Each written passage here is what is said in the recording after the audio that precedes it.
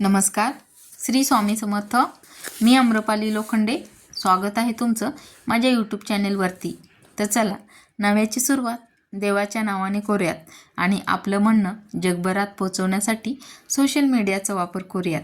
चला तर मग, श्रावण चालू झाला आहे आणि आपण श्रावणामध्ये कुठले कुठले सण येतात त्या व्हिडिओमधून पाहणार आहोत. चला तर मग, पहिल्यांदा आलं नागपंचमी. नागपंचमी आली की मन पुन्हा त्या निर्मळ बालपणात हरवतं. झाडाला बांधलेला झोका, मैत्रिणीसोबतची धमाल आणि पावसात भिजलेले ते गोड क्षण, त्या गोड आठवणी, ते दिवस पुन्हा आठवू लागतात. वेळ कितीही पुढं गेली तरी त्या आठवणी मनाच्या कोपऱ्यात आजही ताज्या आहेत बरं का. तर चला, श्रावणविषयी आपण श्रावणाचं महत्त्व पाहूयात. तर चला, श्रावण हा हिंदू पंचांगातील महत्त्वाचा महिना आहे. या महिन्यात अनेक व्रत, वैकल्ये आणि सण येतात. सोमवारची शिवपूजा, नागपंचमी, नारळी पौर्णिमा, गोकुळाष्टमी आणि पोळा यासारखे सण श्रावणात येतात. श्रावण म्हणजे पावसाळ्यामुळे निसर्ग हिरवागार झालेला काळ असतो. त्यामुळे या महिन्याला धार्मिकतेसोबत निसर्ग, आनंद आणि उत्साहाचा महिना असे स्वरूप मिळाले आहे. यात श्रावणातील एक अतिशय गोड आणि आनंद देणारी परंपरा म्हणजे झोका. पूर्वी गावाकडे मोठ्या झाडांच्या मजबूत फांद्यांना झोके बांधले जायचे.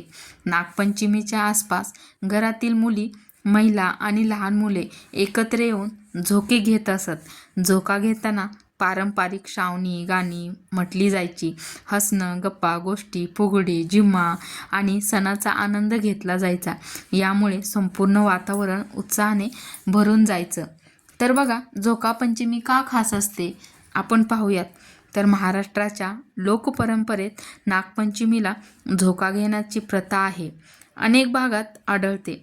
त्यामुळे काही ठिकाणी या परंपरेला प्रेमाने झोका पंचमी असे देखील म्हटले जाते. झोका पंचमी आली की अगोदर आदल्या दिवशी भावाचा उपवास असतो. झोका पंचमीला भावाचा उपवास धरणे खूप महत्त्वाचे समजले जाते. मला सक्का भाऊ नाही आहे, तरी देखील मी हा उपवास दरवर्षी करते आणि पुढेही करत राहीन. तर चला, श्रावण आणि झोका यांचं काय नातं आहे आपण पाहूयात. श्रावणात निसर्ग अगदी नव्याने सजल्यासारखा वाटतो.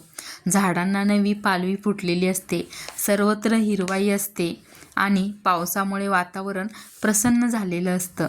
अशा वातावरणात झाडाच्या फांदीला बांधलेला तो झोका म्हणजे जणू निसर्गाच्या कुशीतला आनंदाचा झुला. पूर्वी माहेरी आलेल्या मुलींसाठीही श्रावणातील हे दिवस खूप खास असायचे.